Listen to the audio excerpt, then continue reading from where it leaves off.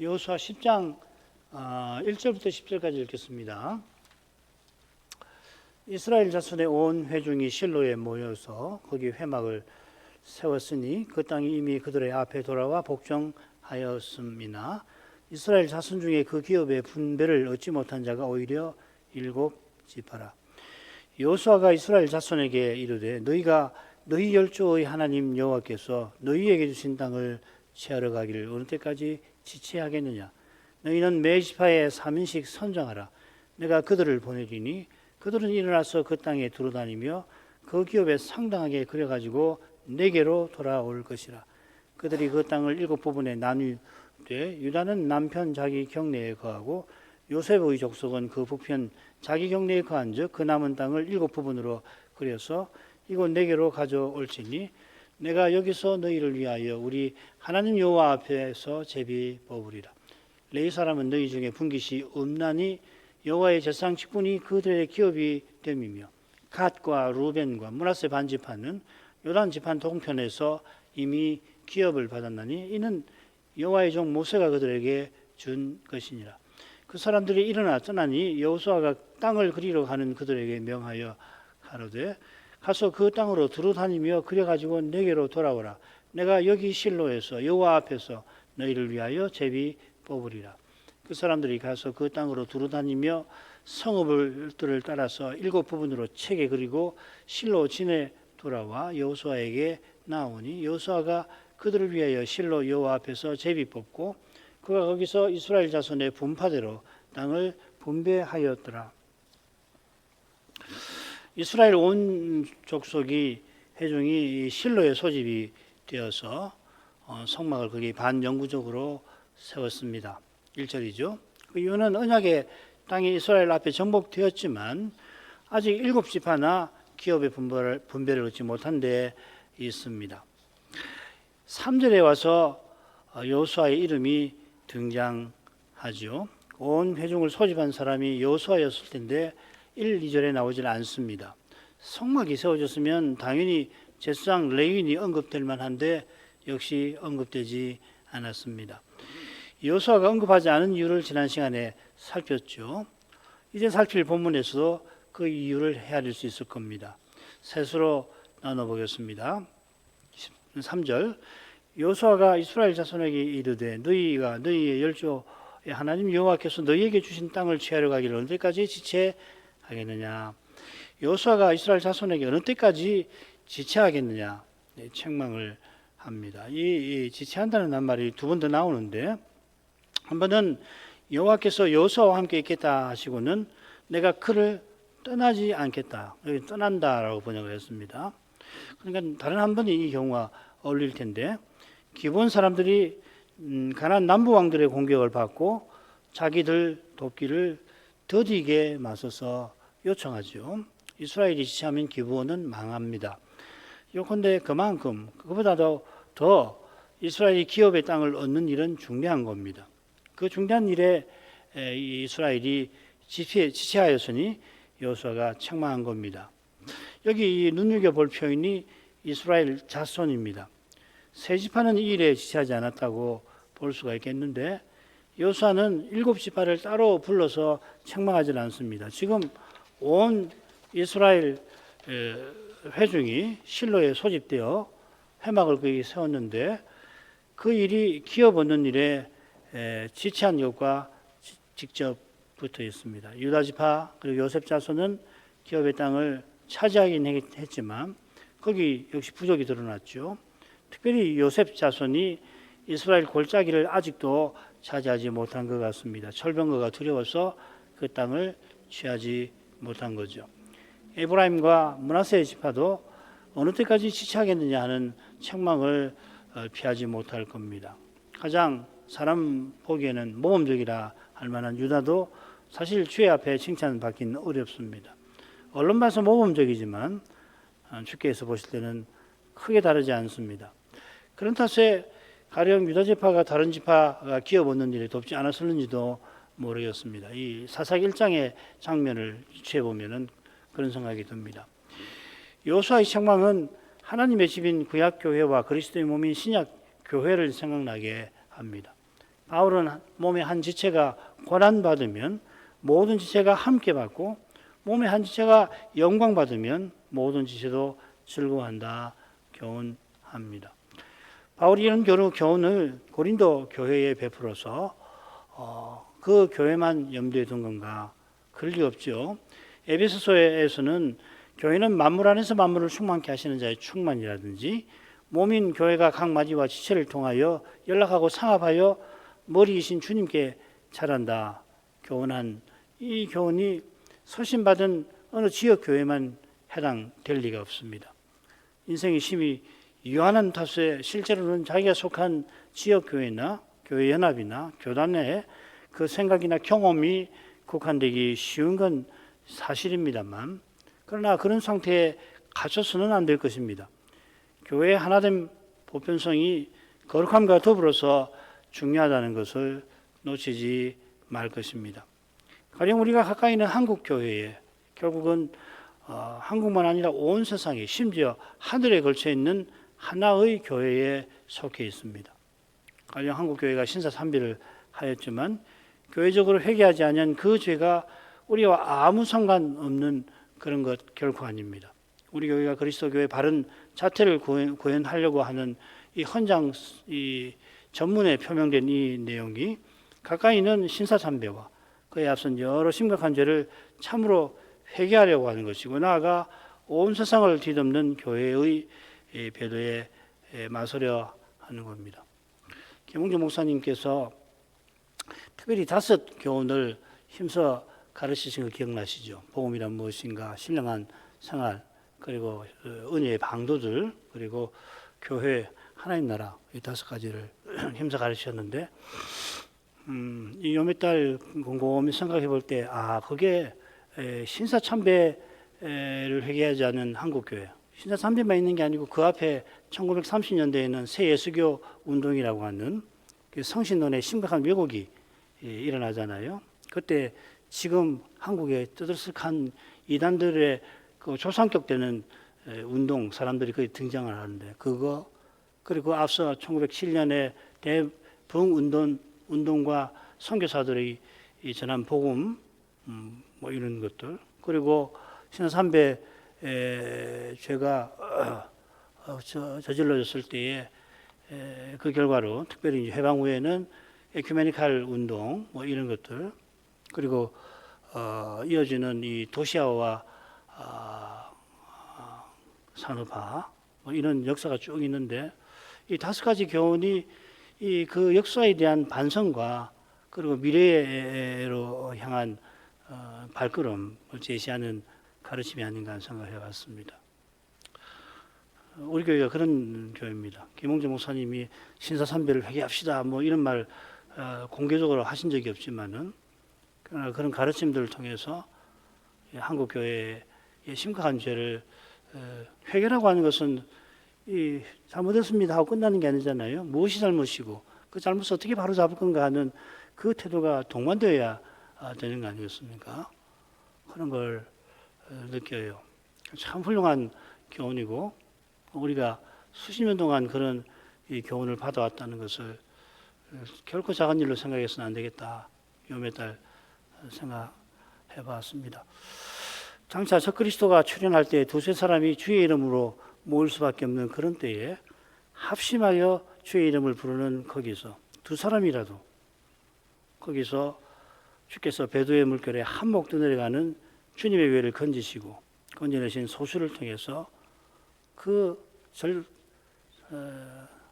중대한 시기에 하나님 뜻을 다 이루실 것입니다.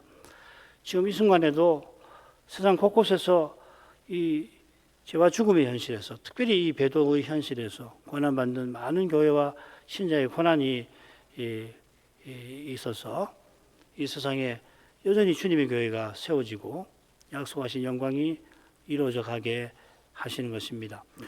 말씀의 거룩한 빛 가운데서 이런 중요한 사실을 늘 깨닫고 나가는 것이 참으로 중요합니다. 그렇지 않으면 인생은 눈앞의 현실에 매이게 됩니다.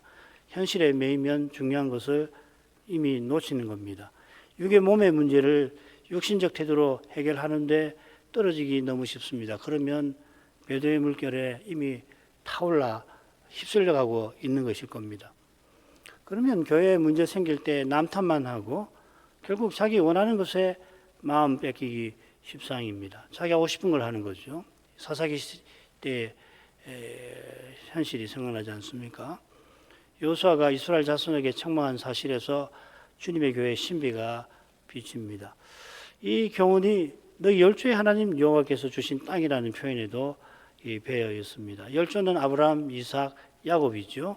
이 열조가 이스라엘만 아니라 이방인 신자와도 깊은 관계가 있습니다. 주님이 백부장의 종을 고쳐주시면서 이 일을 예언하시죠. 그죠? 남북에서 동서에서 많은 사람이 와서 아브라함과 이삭과 야곱과 함께 천국에 앉을 거다. 천국에서 식사할 거다. 잔치할 거다. 이 말입니다. 바울은 이 아브라함의 자손이신 그리스도를 믿는 자마다 아브라함의 아들들이고 그 아브라함의 복에 참여한다 표현하였습니다. 이런 교훈에 이스라엘에게 가나안을 주신 뜻이 있는 겁니다.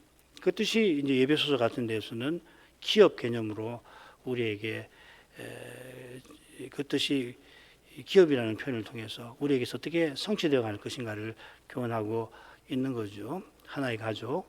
자, 이 정도 넘어갑시다.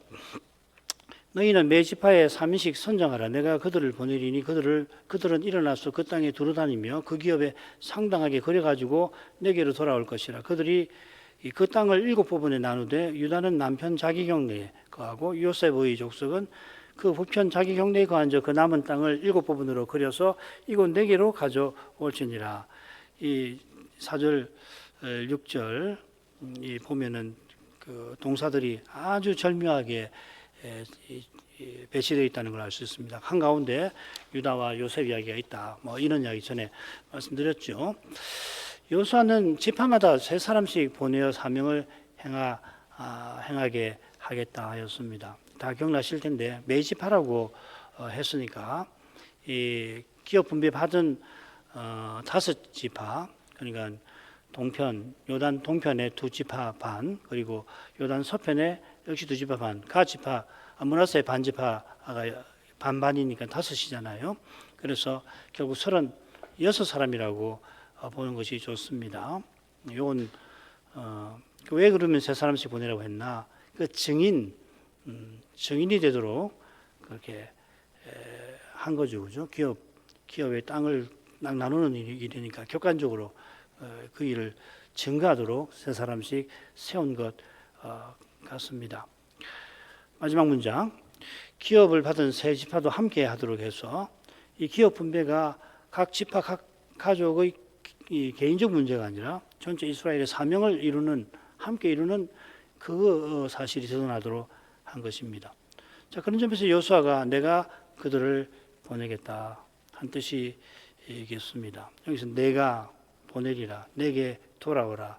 그러니까 이 여호수아가 중보직분자로서 이스라엘 백성을 대표하는 사람으로서 그렇게 일을 처리하고 하나님의 일을 중보직분자로서 행한다 그 말이죠, 그죠?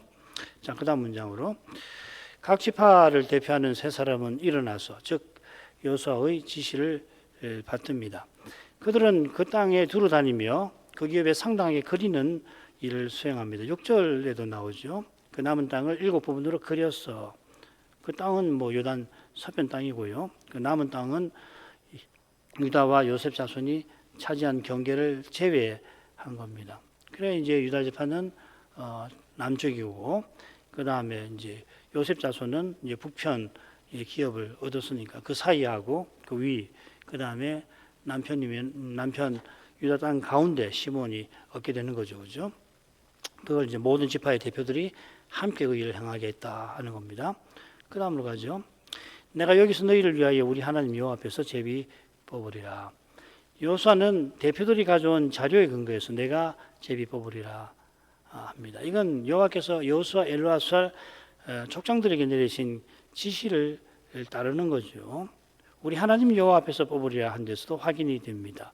이번에도 여호수아는 필시 대지상과 족장들 더불어서 제비를 뽑았을 겁니다. 어떻게 뽑았는지는 잘 알기 어려워요. 각 지파의 족장들이 그 각각 차례 제비를 뽑게 했을 수도 있습니다. 중요한 것은 여호수아가 자기가 중보 직분자로서 그 일을 시행했다 하는 그 점입니다. 그처럼 여호수아가 말하는 너희는 일곱 지파를 포함한 이스라엘 자손입니다.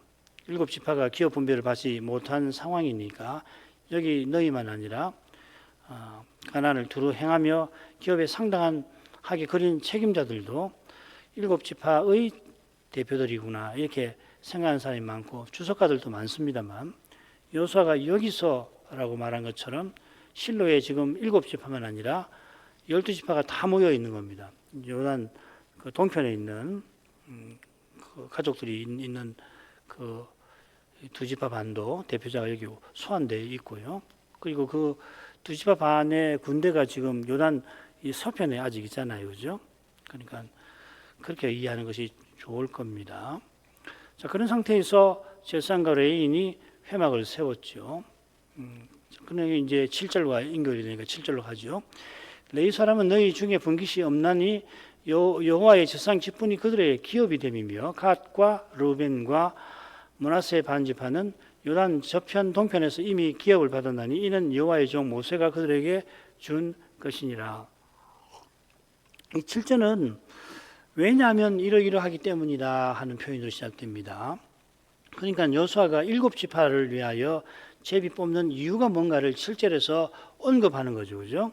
그 이유가 뭐냐면 레위 사람은 너희 중에 분깃이 없다는 그 사실입니다. 이렇게만 이야기하면 문맥과 어울리지 않으니까 그 이유를 표시하는 표현을 지어버리고 몇몇 영역부는 그러나 레위 사람은 이렇게 새깁니다.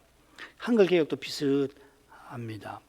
하지만 여호수아가 제비 뽑아 일곱 지파에게 기업을 정해주는 이유를 7절에서 제시하고 있습니다. 그 이유는 뭐냐면 레위 사람이 이스라엘 중에 기업이 없는데 제사장 직분이 그들의 기업이 된 바로 그 사실이라는 겁니다. 여호와께서 레위 지파에게 제사장 직분을 맡기고 다른 지파처럼 기업의 분깃을 주시지 않은 거기에 지금 일곱 지파에게 여호수아가 기업의 땅을 제비 뽑아 주는 뜻이 있다는 겁니다. 그 뜻은 이스라엘이 제사장 직분을 통해서 여호와를 가까이 하게 하시는 거죠. 여호와를 가까이해서 주신 기업의 땅에서 여호와를 섬기게 거룩한 백성으로 살게 하신 것입니다. 기업의 땅에서 거둔 첫 열매가 오실 메시아를 가리키듯이 기업의 땅은 그분이 세우실 하나님 나라를 가리킵니다. 여호와께서 이런 거룩한 뜻을 기업 얻는 규례에 담아 놓으셨습니다. 이 규례만 아니라 다른 모든 규례도 오실 메시아와 하나님 나라를 가리키죠. 레위의 그 제도나 그 다음에 법전들 또 규례와 세칙들 다 그리스도와 하나님 나라를 구약 백성들에게 가리키고 오늘날 신약교회에도 그 교훈을 담아 전합니다.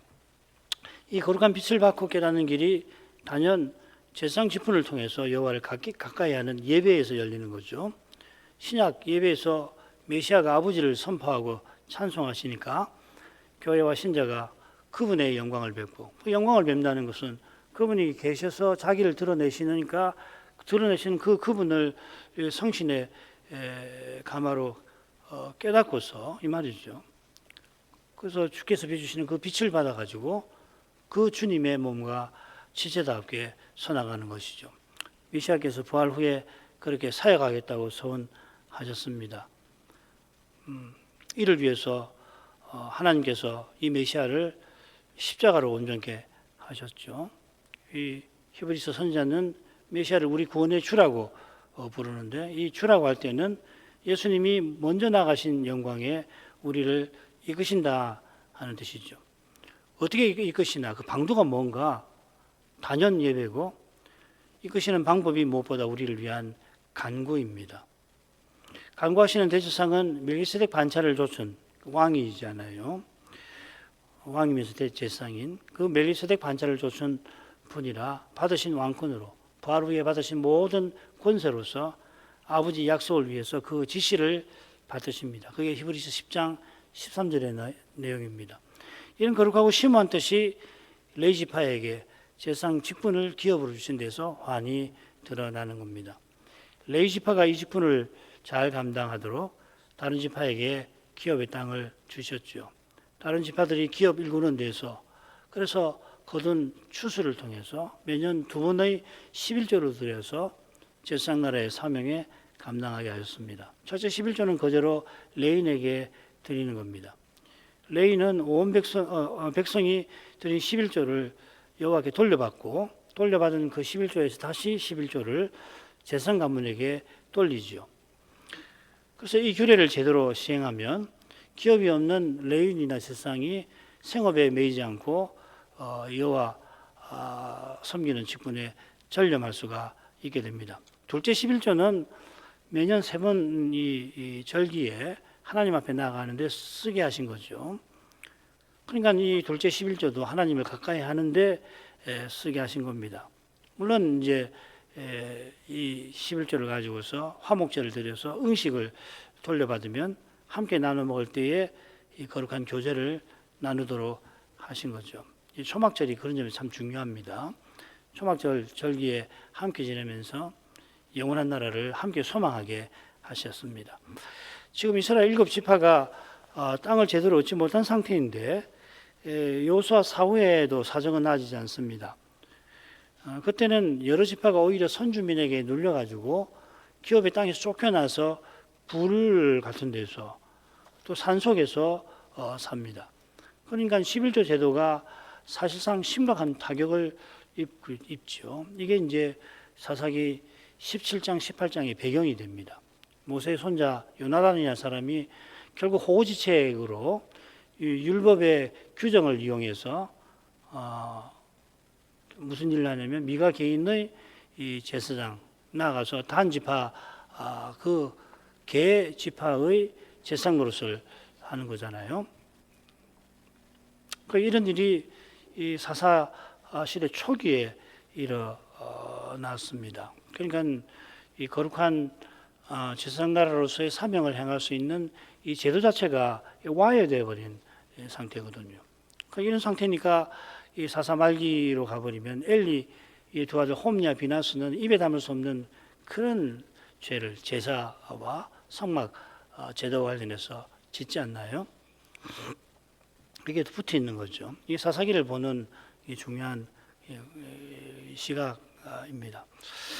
기업의 땅을 얻지 못해서 그저 11조가 부족하니 이런 사건이 생겼다고만 생각할 건 아닙니다. 이미 실로에서 반영구적으로 회막 세우던 거기서 이스라엘 중대한 약점이 드러났습니다. 아직 여호수아가 살아있는 동안 어느 정도 국가 생활이 유지된 면이 있습니다만은 그가 살아있는 동안도 거룩한 백성의 삶을 무너지게 할 만한 요인들이 얼마든지 일어날 수가 있습니다. 그건 뭐 광야 시대도 마찬가지고 다윗 시대도 그 다음에 솔로몬 시대도 마찬가지죠. 이것이 이제 7절 후반부 내용과 연결될 겁니다. 여호수아는 갓과 루벤과 므낫세 반지파의 기업에 관해서 언급합니다. 얼른 생각하면 지금 여호수아가 요단 서편 땅을 기업으로 제비 뽑는 일을 다루고 있고 유다 지파 요셉 자손은 얻었으니까 이미 요단 동편 땅에서 두 지파 반도 이 두 지파 반과 마찬가지로 기업 얻은 그 사실을 이유로 들고 있다 이렇게 볼 겁니다. 그런데 레위 지파가 제사장 직분을 기업으로 받은 사실을 그 이유로 언급한 것처럼 두 지파 반이 동편에서 기업을 얻은 까닭에 지금 제비 뽑는 일과는 상관없다고 말하는 건 아닙니다. 여호수아가 동편 일을 말하는 것은 지금 7지파를 위해서 제비 뽑는 그 일을 통해서 여호와의 지시를 이루고자 하는 뜻을 드러내는 겁니다. 요단 동편에서 이미 두 지파 반이 기업 분배를 얻었고 서편에서도 역시 다른 두 지파 반이 얻은 터입니다. 이제 남은 7지파도 기업 분배를 얻게 하려고 지금 여호수아가 제비를 뽑고자 하는 겁니다. 자, 그런 점에서 갓, 루벤, 므낫세, 특별히 갓과 루벤이라고 언급한 의정을 좀 살필만 합니다. 이 루벤과 갓 이렇게 이 순서로 성경에 40번 정도 등장을 하는데요. 두 경우만 이 경우하고 다른 한 경우만 갓과 루벤으로만 나옵니다. 32장 민수기 32장에 그렇게 나와요. 그래서 거기 보면 아무리 두 왕을 정복한 후에 갓 자손과 루벤 자손이 이 므낫세는 나오지 않습니다. 처음에 모세에게 와서 우리에게 요단 동편 땅을 주십시오 합니다. 그러니까 모세가 갓과 루벤에게 어찌하여 서편으로 건너가서 형제들과 함께 전쟁에 나서지 않으려고 하느냐 책망을 하니까 역시 갓 자손과 루벤 자손이 우리가 형제들 앞서서 이 서편 땅을 정복을 하고 돌아오겠습니다. 이 약속을 합니다. 그래 모세가 다짐을 바꿔서 갓 자손, 루벤 자손, 그 다음에 이 므낫세 반자손 지파에게 지업을 주었다 이렇게 됐습니다. 여기서 이제 므낫세 반지파가 나와요. 여호수아가 이 일을 잘 알고서 지금 7지파를 위해서 제비 뽑기 전에 언급을 하는 겁니다. 동편의 2지파 반이 맹세한 대로 형제들 앞서 전쟁에 나섰지만 7지파가 기업 분배를 얻지 못한 까닭에 지금 이 2지파 반이 자기 기업에 돌아가질 못해요. 언제 돌아가냐면은 7지파가 기업 제비를 뽑고 난 다음에 그러니까 19장 마지막에 나옵니다. 제사장 엘라살과 눈의 아들 여호수아와 이스라엘 자손 지파의 족장들이 실로에서 회막할 여호와 앞에서 제비뽑아 나눈 기업이 이러하니라. 이에 땅 나누는 일이 마쳤더라. 그리고 이제 20장 21장은 레위인의 그 성읍 도피성 이야기가 나와요.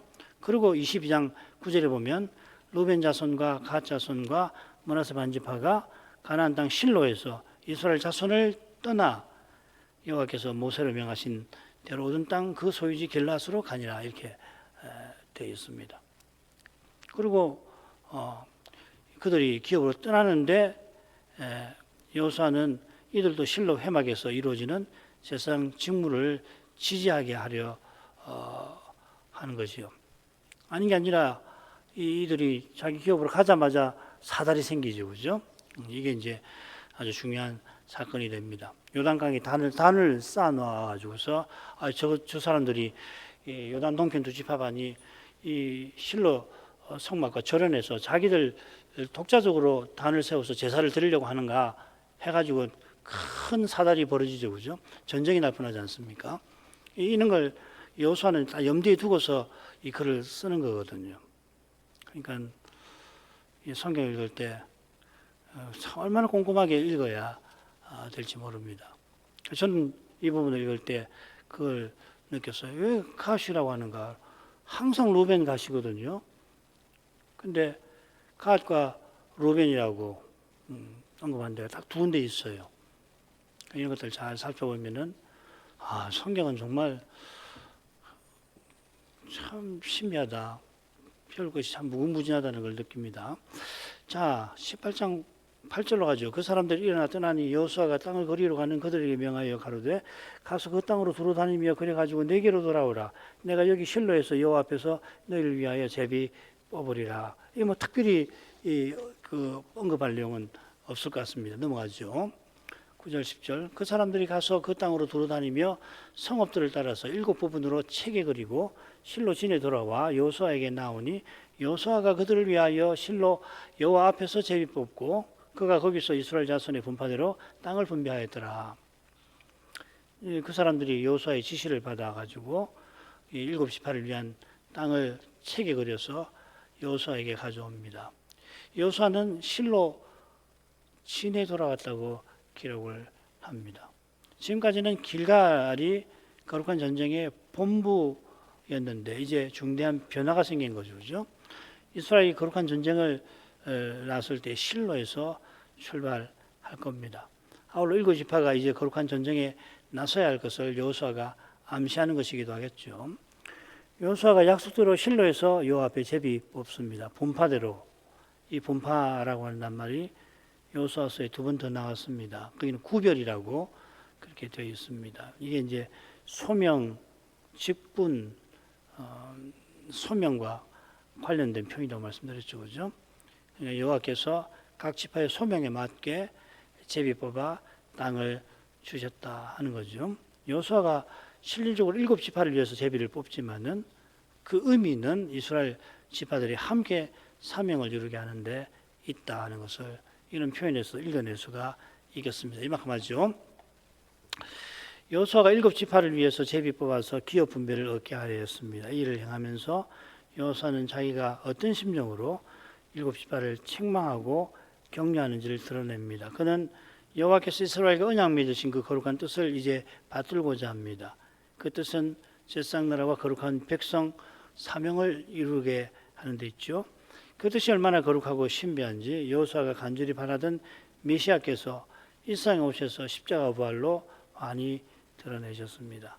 부활하신 주님은 자기 안에서 하나의 새로운 사람을 지어 그 사람이 주님께 자라가도록 하십니다. 이 바울이 쓴 표현인데 만물 안에서 만물을 충만케 하신 자의 충만이라든지 다 비슷한데요. 얼마나 심한 표현도 그렇습니다만 담겨있는 내용은 얼마나 놀라운지 모릅니다. 이런 놀라운 내용을 우리 교회가 처음부터 받은 셈인데 이걸 항상 어디 가든지 이 내용을 꼭 신념하셔야 할 겁니다. 안 그러면 교회는 종교단체, 기독교라고 하는 종교의 단체에 불과하고 그 종교단체의 그 실상이나 활동이라고 하는 것은 잘해야 이 세상 사회단체, 시민단체 혹은 심지어는 사교단체를 벗어나지 못하게 하고 말지 않겠습니까? 이런 가르침은 쉽지 않습니다. 성경에 이렇게 사도가 기록했지만 참 우리에게 충분한 정도를 선물로 주셔서 이 심한 내용을 이렇게 대부분의 교인들이 쓰기도 하고 이건 놀라운 일입니다. 사실은. 지금 이 순간에 주님께서 그 일을 하시겠죠. 우리가 그런 뜻을 잘 알고 이 시대에 교회로 부름받은 그 뜻을 깨닫고 주께서 그 일을 틀림없이 원하시는 대로 이루실 텐데 중요한 것은 거기 쓰임을 받는 거 아니겠습니까? 그 은혜를 구하겠습니다. 이 일을 위해서 신학생들, 조사들에게 성신의 은사를 더해 주시라고 이보다 중요한 기도가 없을 겁니다. 교회의 미래를 생각할 때에 위해서 기도하십시다. 시작하겠습니다. 거룩하신 아버지, 온 이스라엘이 실로에 소집되어 거기 회막을 세우게 된 그 이유가 특히 일곱 지파가 기업 분배 받는 일에 심히 부족한 데 있었습니다만은 다른 지파도 이 일곱 지파보다 스스로 나을 게 없었던 것을 여호수아는 우리에게 교훈합니다.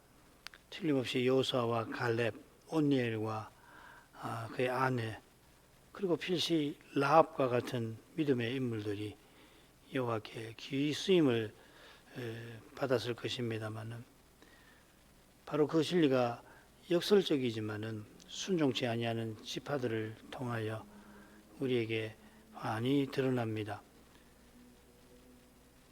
하나님께서 친히 언약을 이루신다는 그 진리를 구약 성경은 이러한 방식으로 거듭거듭 우리에게 교훈하는데 구약 시대만 아니라 신약 시대도 그런 비슷한 면이 있겠나이다. 기업의 땅을 얻으려 나아가지 아니한 일곱 지파가 불과 얼마 전까지 가나안 전쟁에 다른 다섯 지파와 함께하며 함께 대성을 그들이 맛보았습니다.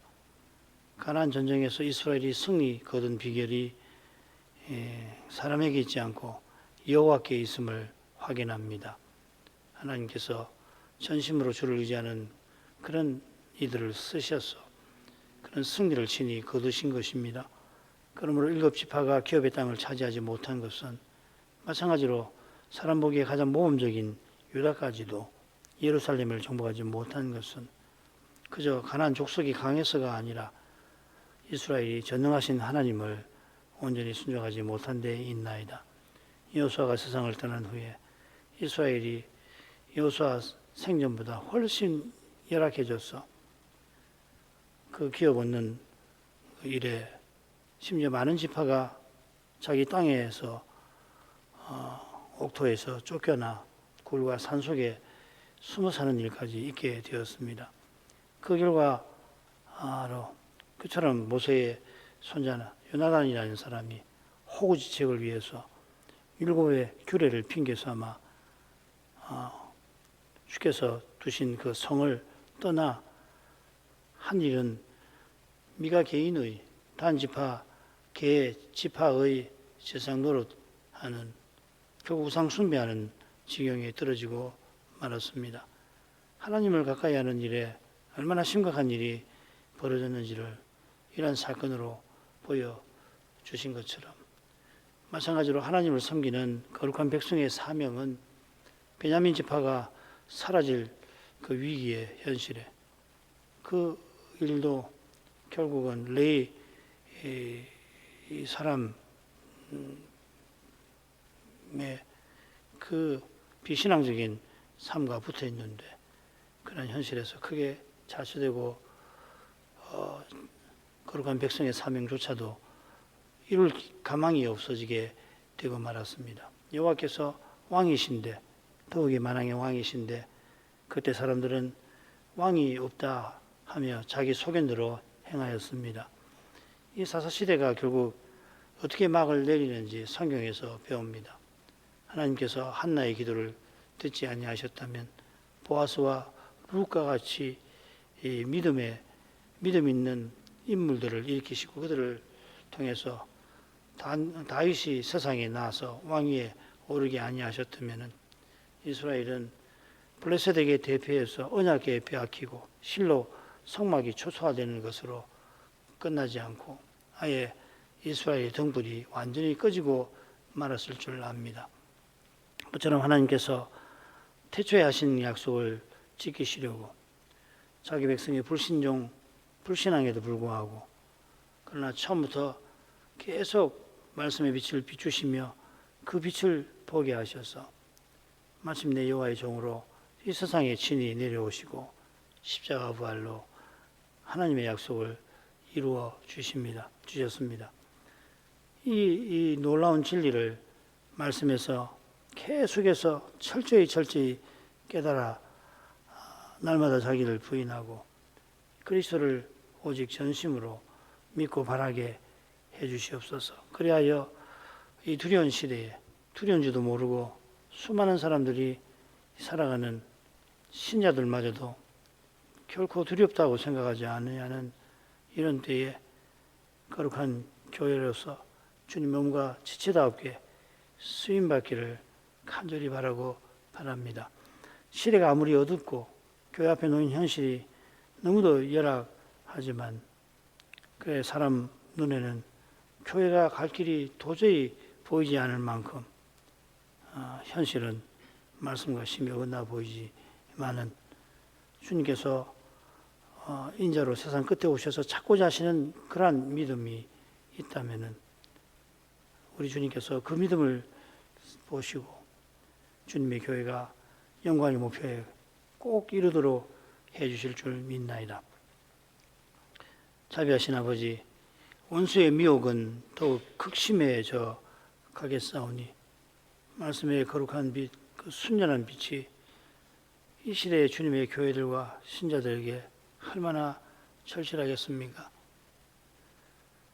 이 사실을 깨닫는 교회와 신자마다 무엇을 하늘아버지께 구해야 할지 모를 수가 없사오니 이처럼 간구하는 교회와 신자들 주님 외면치 마옵시고 그 간구를 들어주시기를 간절히 구하나이다. 이제도 저희 모두를 살펴주시옵소서. 예수님 이름으로 기도합니다. 아멘.